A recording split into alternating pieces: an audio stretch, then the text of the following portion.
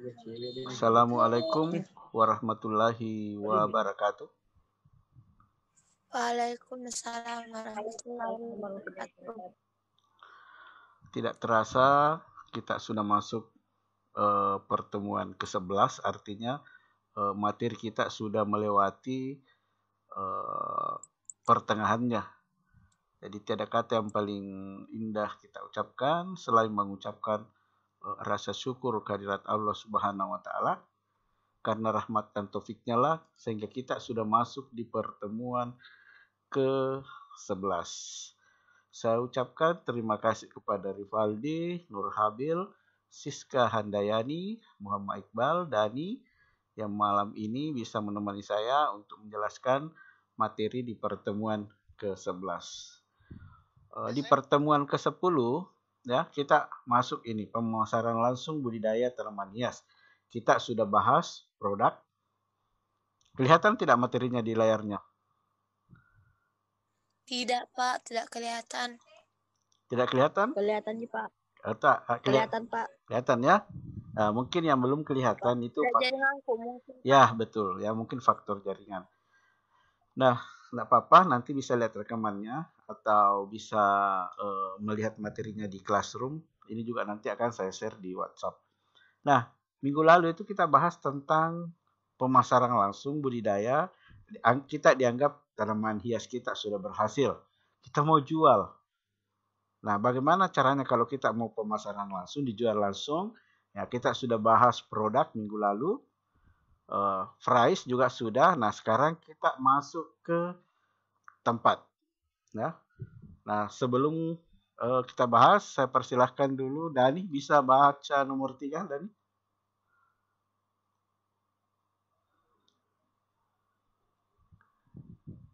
Dani, bisa dengar suara saya, Dani? Bisa, Pak. Oke, silahkan dibaca nomor 3.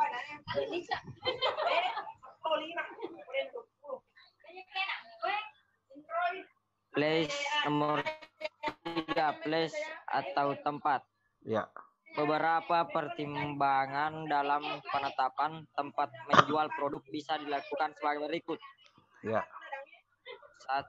Lokasi penjualan sebaiknya yang mudah dijangkau konsumen. Oke. 2. Lokasi penjualan yang dimiliki fasilitas yang memuaskan konsumen. Dan 3.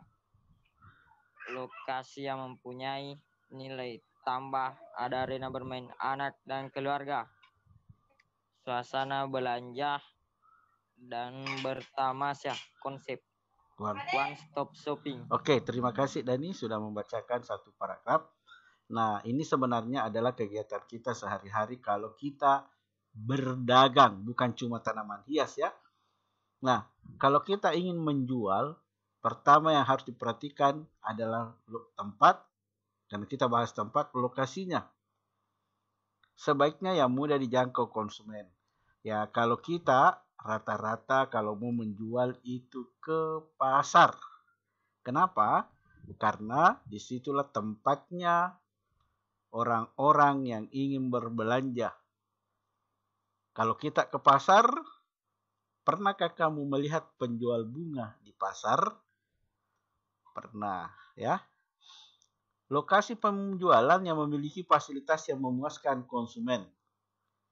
Ya, pasti beda. Kalau kalian ke Alfamidi, Alfamart, Indomaret, pasti beda kalau kamu belanja di minimarket dengan di pasar. Kenapa? Mana yang lebih menyenangkan menurut kalian? Di pasar atau di minimarket? Kalau mau beli Indomie misalnya. Tolong dijawab. Di pasar. Di Indomaret, Pak. Ya, di Indomaret ya. Pak. Kenapa?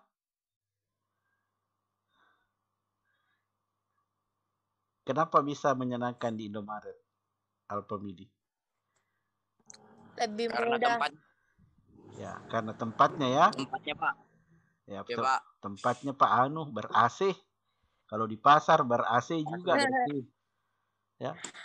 Ber-AC, full AC. Berangin, Pak. Ya, berangin kalau di pasar. Berangin tapi panas. Kalau di Alfamidi berangin tapi dingin. Nah, itu yang meskipun harganya mahal, orang biasa cenderung ke situ. Kenapa? Karena fasilitas yang memuaskan. Kemudian lokasi yang mempunyai nilai tambah. Ada arena bermain anak-anak dan keluarga. Ya, enggak. Ini kalau konsepnya ini biasanya di mall. Kita makan di KFC, McD, ya, Texas Fried Chicken. Itu ada arena tempat. Tapi ini yang kita mau jual adalah bunga. Yang berkunjung biasa jarang-jarang nih anak-anak. Paling orang tua yang membawa anak-anaknya. Jadi intinya lokasi sebaiknya mudah dijangkau. Kemudian kalau sudah dapat tempat, memiliki fasilitas yang memuaskan konsumen. Ya. Nanti saya kasih lihat contohnya. Taman bunga. Kemudian produk budidaya tanaman hias yang dijadikan contoh pada bab ini dapat dijual di toko khusus bunga. Toko yang menerima pesanan rangkaian. Kalau di tempat tak ini jarang ya. Yang paling kita menjual, membeli, menjual. Nah, itu. Kemudian yang keempat, promosi. Yang pertama harga, ya. Yang pertama produk, ya, tanaman hias yang kita jual. Kedua harga, terus yang ketiga tadi barusan kita bahas tempat. Nah, yang sekarang promosi. Ya, biasa saya tidak sengaja membeli sesuatu karena saya lihat di TV. Nah, itu karena kita adalah konsumen korban promosi. Oke, yang baca perempuan lagi. Siapa yang bagus? Siska, bisa dengar suara saya, Siska? Bisa Pak, tapi tidak ada muncul. Oh, tidak ada muncul ya? Tidak ada buku di depan? Ada Mi Pak. Wih, ada Mi. Ada Mi Pak, ada Mi. Oke, silahkan Siska. Nomor 4. Yang promotion. Boleh, silahkan. Atau promosi. Beberapa saluran promosi yang bisa digunakan dalam membantu meningkatkan penjualan produk. Bisa melalui media sosial, blog, dan atau website. Juga bisa dengan mengikuti basar-basar yang banyak dilakukan di berbagai instansi atau organisasi di lingkungan sekitar. Oke, terima kasih Siska sudah membacakan satu paragraf. Sama, Pak. Ya, promosi. Kalau kita biasa sering menyebutnya iklan. Pernahkah kalian melihat iklan di televisi? Pernah. Di mana lagi selain televisi kita melihat iklan? Di spanduk, brosur. Ya, betul sekali, di spanduk, di brosur. Ada juga Pak, saya lihat promosi di Facebook. Betul sekali. Adakah promosi di Facebook? History WA, Pak. Ya, history WA, apalagi? History? Media sosial. Ya. Instagram. Masuk semua mi Instagram. Kalau bilang mi media sosial, masuk semua mi history, Twitter. Nah, semua jenis history. Pak, TikTok, ada tuh iklan saya lihat di TikTok. Iya, betul, karena TikTok sekarang sudah media sosial, smart video, like it. Itu menyediakan media sosial video pendek. Kemudian blog. Pernah tahu yang namanya blog? Pernah dengar? Iya, Pak. Pernah ya? Pernah, Pak. Pernah, oke. Pernah. Blog itu sebenarnya mirip situs. Contoh, ya, My Teacher, My Hero SMA. Ya, nah ini blog saya ini. Kelihatan tidak di situ?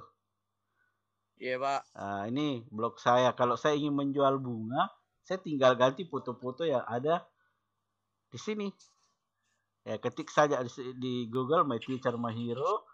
Ya, kalian nanti sudah bisa melihat di sini profil saya. Nah, kalau saya mau menjual bunga, ya saya tinggal ganti ini semua. Ini mirip situs ya. Ini. Kelihatan tidak di situ? Kelihatan tidak blognya? Kelihatan Pak, kelihatan Pak. Oke, blog sudah ya. Kita ganti ke apa lagi tadi yang dia bilang? Website. Ya, website itu situs ya. Saya kira kalian lebih paham ini, sudah paham website. Kalau bilang website, ya kapan ada www. Ngerti maksud saya? Ya, kalau ada di depannya bilang www titik ya, promotion.com dan lain-lain, itu adalah bagian dari website. Ya, kalau media sosial sudah tahu tuh tadi saya sebutkan. Ya Pak. Oke. Nah, juga bisa mengikuti basar-basar. Pernah dengar kata basar? Ada basar mobil, ada basar kue. Kalau ini basar tanaman hias. Coba kita cek di Google, kita ketik basar tanaman hias. Kita Google dulu. Basar ya, basar makanan, basar tanaman wadah. Ya, kita lihat gambarnya. Nah, basar itu sejenis pameran. Pamerannya apa? Tergantung. Kalau tadi saya bilang tanaman hias, berarti yang dipamerkan adalah serba tanaman hias. Di sini juga kita bisa berpromosi. Nih. Ini ya. Kelihatan di layarnya basar tanaman hiasnya? Iya Pak. Oke, kelihatan ya. Nah, ini maksudnya. Yang dimaksud dengan basar ya. Ya, sejenis pameran di mana di dalamnya apa yang dipamerkan ya tergantung temanya. Kalau temanya tanaman hias, berarti tanaman hias yang dipamerkan. Oke, sekarang kita ke buku lagi. Nah, sekarang pemasaran. Ya, masih pemasaran ini.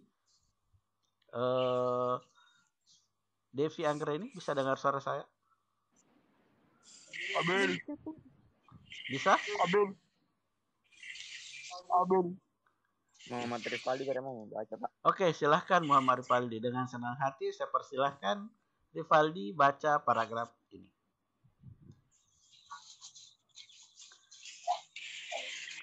Silahkan. Hero, bantu Pak. Iya. Bentuk pemasaran bisa langsung atau tidak langsung. Sesuaikan kebutuhan dan kondisi pemasaran menurut teori marketing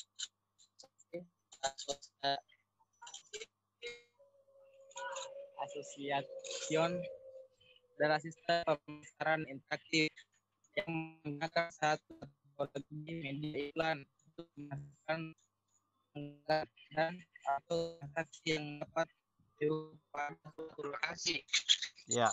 Pemasaran langsung biasanya menggunakan saluran langsung ke konsumen, konsumer direct, untuk menjangkau dan menyerahkan barang dan jasa kepada pelanggan tanpa menggunakan perantara pemasaran. Oke, terima kasih Rivaldi. Nah, di sini dibahas ada yang namanya pemasaran langsung dan pemasaran tidak langsung. Pemasaran langsung menurut Direct Marketing Associates ya pemasaran interaktif yang menggunakan satu atau lebih media iklan untuk menghasilkan tanggapan. Jadi kalau pemasaran langsung itu bisa menggunakan media sosial, bisa menggunakan brosur, bisa menggunakan spanduk. Dia menggunakan media iklan lebih dari satu. Nah, ada juga secara pemasaran langsung biasanya menggunakan saluran langsung ke konsumen. Ya, artinya misalnya Muhammad Nur Habil, penjual. Ada dua caranya dia menjual. Kalau dia langsung ya, kalau Muhammad Nur Habil menjualnya langsung ke Muhammad Ripaldi, ketemu orangnya, itu namanya pemasaran langsung. Kalau Nur Habil menjualnya di Facebook, menjualnya di Instagram, menjualnya di history, nah berarti itu namanya pemasaran tidak langsung. Bisa dibedakan? Bisa dibedakan pemasaran langsung dan tidak langsung? Ya bisa ya. Kalau ketemu langsung ya mau beli COD. Pernah dengar kata COD? Ya Pak. Ya. Pak. COD cash, apa kepanjangan COD? On delivery. Ya, cash on delivery. Ya, membayar dengan uang cash. Pemasaran langsung untuk produk budidaya tanaman hias dapat menggunakan berbagai saluran untuk menjangkau calon pembeli dan pelanggan. Yang pertama, penjualan tatap muka. Ya, ini yang dimaksud dengan COD. Tatap muka. Ya, pemasaran langsung terdiri atas pengiriman tawaran, pemberitahuan, pengingat, atau barang-barang lain kepada seseorang ke alamat tertentu. Ya, maksudnya ini barangnya langsung dikirimkan ke alamat yang diminta. Pemasaran melalui katalog. Nah, ini yang dibilang tadi teman tak, melalui brosur. Ada gambarnya dilihat, tapi tidak ada barangnya. Ya, itu pemasaran melalui katalog. Kemudian telemarketing. Ya, telemarketing ini orang menelpon. Ya. Selamat malam, Telkomsel di sini. Telepon Ki. Apakah Bapak ingin membeli sebuah sepeda motor? Kebetulan saya punya. Nah, itu menelpon nomor-nomor yang kita dapatkan. Itu maksudnya telemarketing. Kemudian melalui TV. Oke, saya kira ini hampir tiap hari kita dapat. Ya, hampir kita. Tunggu dulu ya. Putus suara. Ya, putus. Bagaimana Tabe, sekarang? Pak, tidak ada suara ada Pak, Tabe. Bagaimana, bagus Mika? Ya, udah bagus Pak. Bagus nih Pak. Bagus toh? Oke. Oke, ada tadi telepon masuk. Kalau ada telepon masuk, otomatis jaringan saya bermasalah. Oke. Kita lanjut. Pemasaran melalui kios. Saya kira ini pemasaran melalui kios sudah. Maksudnya kios, ada itu biasa box-box. Sekarang banyak sekali. Ada itu di pinggir jalan. Oh iya Pak, coffee. Ya, betul sekali. Kemudian melalui saluran online. Ya, kayak itu tadi. Saluran online maksudnya ada memang khusus. Kalau kita nonton iklan semua. Ya. Ya, kayak TV media. Di dalamnya itu saluran online menyediakan barang-barang secara online dan dipasarkan secara online pula. Termasuk guys Shopee Pak. Shopee masuk kategori saluran online. Shopee, Lazada, Tokopedia masuk, betul sekali. Oh iya Pak. Saluran online karena dia menggunakan saluran internet untuk tersambung. Sekarang siapa lagi? Yuliana Andani, bisa dengar suara saya? Bisa Pak. Oke, silahkan dibaca ini. Nggak kelihatan Pak. Oke, saya yang baca ya. Saluran terbaru dari pemasaran langsung adalah saluran elektronik.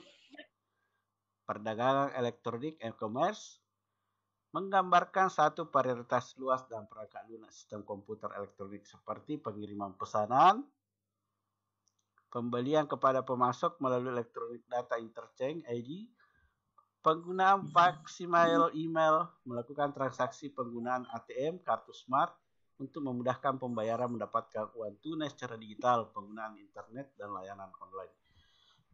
Nah, sekarang fenomena pembelian kita itu sekarang menggunakan uang digital. Ini elektronik e-commerce. Ya. Contoh, saya kasih lihat dulu contohnya di internet. Saya ketik saja di sini e-commerce. Ya. Nah, inilah grafisnya e-commerce. Melalui monitor kita membeli, bayarnya menggunakan, ya kalau saya seringnya menggunakan kartu kredit. Kalau di Shopee, ya jujur saya sering belanja di Shopee. Ya, kalau kalian belanja di Shopee mungkin setelah memesan barangnya bayar di Indomaret, Alfamidi.